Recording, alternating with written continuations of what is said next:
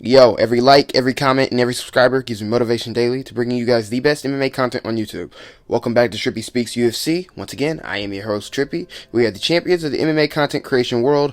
The rest of the world is just contenders. Now look, here is my final breakdown and prediction on, you already know, the championship main event, Alexander Volkanovski versus Brian Ortega. Now look, so I know a lot of back and forth have been going on predictions for this fight. So let me just say this. This fight is about 50-50 as it gets. I know I say that about every UFC fight, but let's be honest. Every UFC fight is damn near 50-50. Unless it's just that lopsided. Like somebody's facing just that big of a skills deficit or a size deficit. But this fight right here, because Ortega has the size, he has the reach, he has all these things. But Volkanovski covers all of that in versatility and he literally catches up with all of that. He evens it out with the versatility, the speed, and the power. You already know. Alexander Volkanovski is one of the most well-rounded champions in the entire UFC.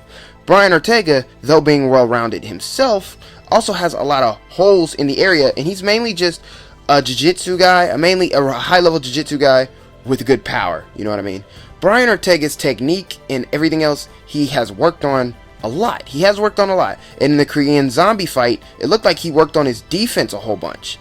But you also has to realize that Brian Ortega, although he has improved in certain areas, they're not, I would say, good enough to not be a hole in his game. For instance, his slow footwork, his lack of head movement. That is his main issues in terms of the stand-up, is his slow footwork. He does not get out of the way of strikes fast enough. Now Alexander Volkanovski is probably the last featherweight you want to stand in front of and let hit you. But the thing is that Brian Ortega, if he can utilize the kicks and utilize his reach and really make the most of his power shots, he can get Volkanovski to respect him on the feet, which is, I think, his biggest thing that he really needs to set the tone for. He really needs to make Volkanovski respect his power, like the jab, the counters, and just the hooks. Whatever he throws, he needs to get Volkanovski to respect it so Volkanovski can stop entering in on him, because that's my thing. On the feet, I just feel like Volkanovski is just going to keep trying to get in on Brian Ortega, and early, as we know, Brian Ortega can be a bit of a slow starter. Volkanovski is probably going to land. And I'm going to say this, Brian Ortega got hit a lot against Max Holloway, but those are fluctuated numbers because it's Max Holloway. Literally, probably his nightmare matchup in terms of striking. A volume puncher who does not relent.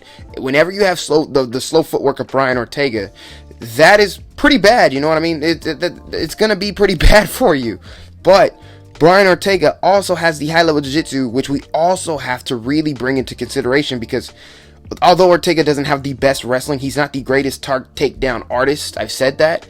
But he does have that game-changing jiu-jitsu where he can literally just end the fight if you get too close to his guard. Hell, if he gets his arms or anything around your neck, you're probably going out. So if he can't take Volkanovski down, how exactly he's going to get this fight to the ground?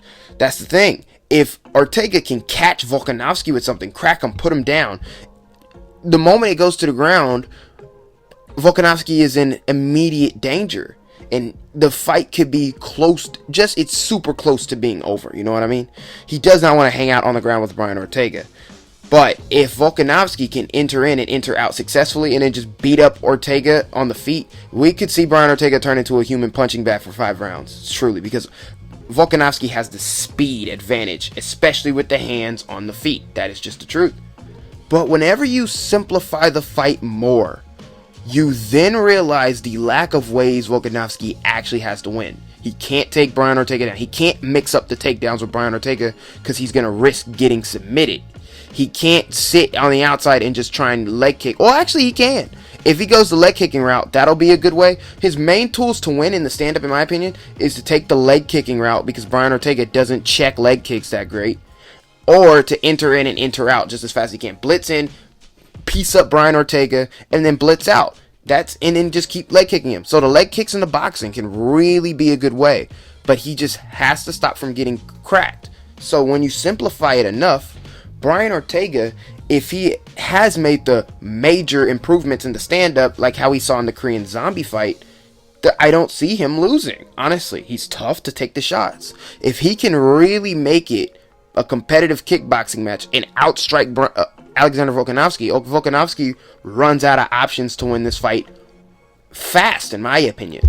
Especially if he can crack Volkanovski and put him out. So, who do I think is going to win the fight? Like I said, dude, it's 50-50. But the safe bet, in my opinion, well, it's not a safe bet. The safe bet is Volkanovski. But I'm going to go with Brian Ortega. I think that Brian Ortega just has more tools to beat. Although he could get TKO'd on the feet, I do believe that he could crack Volkanovski back or submit him. I just believe that if he can really make the most of his stand-up, he can beat Volkanovski and he could be the next champion. So I'm going to go with Brian Ortega, but I am not confident. But let me know what you guys think. It's been your boy Trippy, and I'm out, man.